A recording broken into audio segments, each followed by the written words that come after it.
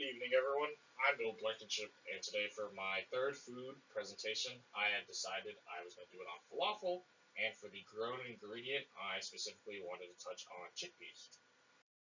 So for the history and culture of falafel, the origins for it are a bit disputed, it's unknown, and there's speculation that it's either from Egypt or India, and that it's occurred between the 6th and 19th century. So there's a lot of debate about whether this originated in Egypt or India, but either way, it does take influence from kind of both cultures.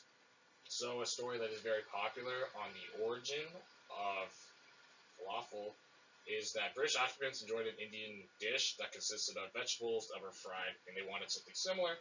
So while they were in Egypt, they asked Egyptians if they could make them a dish similar to this dish they've had in Indian countries. So with it, it is speculated that this is where falafel originated from. And so originally they used fava beans, but a lot of modern recipes now call for the use of chickpeas. So for the nutrient composition, going for a standard recipe with the serving being a singular falafel, which should be much that big. Think about the size of an Oreo. It has around 3.9 grams of protein, 3.8 grams of fat, and 1.4 grams of carbs. So this doesn't sound like much, however the serving isn't very big, and falafel is something you can use either as an appetizer, a snack, or if you have enough of it, even a whole meal. So the relationship to health, so with chickpeas, they are very high in protein and fiber.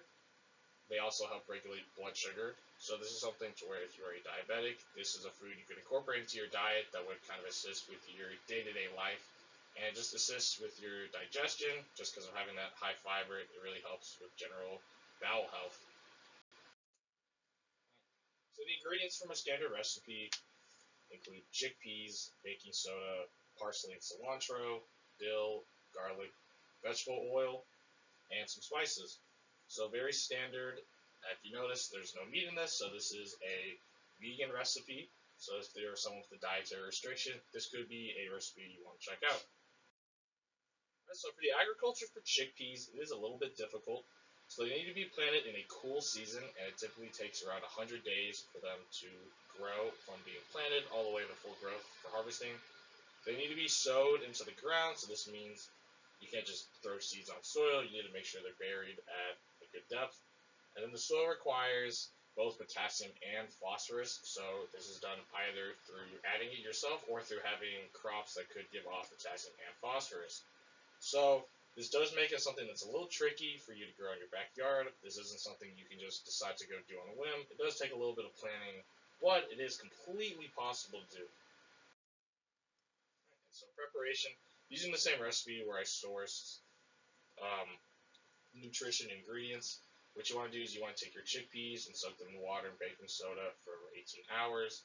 If they're canned, you really won't have to do this because they usually will be soaking anyways. Then you're going to take your chickpeas and add to a food processor with both your herbs and spices, and you're going to blend this up. This is going to create kind of a paste that you're going to refrigerate for about an hour, let it solidify up. Then you're able to form your falafel mix into patties or balls. So, like I said earlier, around the size of an Oreo, not super big. And then you're going to fry them in oil until they're golden brown. They should be crispy. Then you're just going to let them cool. They should be good for consumption. Alright, so for the tasting, I had mine in a falafel sandwich that I got from Yassine's Falafels. It was a place I've always gone to in Knoxville. It's been one of my favorite places to go. However, I've never actually gone there falafel, so I thought this was a great experience for me to branch out and try different food. So it had a very crunchy texture as it was fried. I really enjoyed it a lot. It was somewhat spicy, which was nice. It also had this kind of rich, earthy taste, which I think could be attributed to the chickpeas.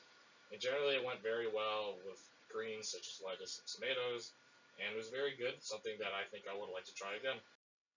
So comparing it as an Asian American, I really feel like there weren't a whole lot of dishes that were very similar to something that I'd had before.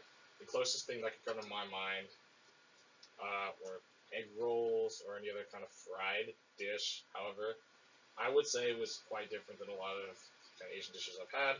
It does have the similar taste to some Indian dishes I've eaten, and I do think the spices are quite familiar, consisting of some of the like spicier stuff like your cayenne pepper, things of that nature. But overall, very good dish, something I would 100% recommend. And then I have my references. Thank you so much for listening.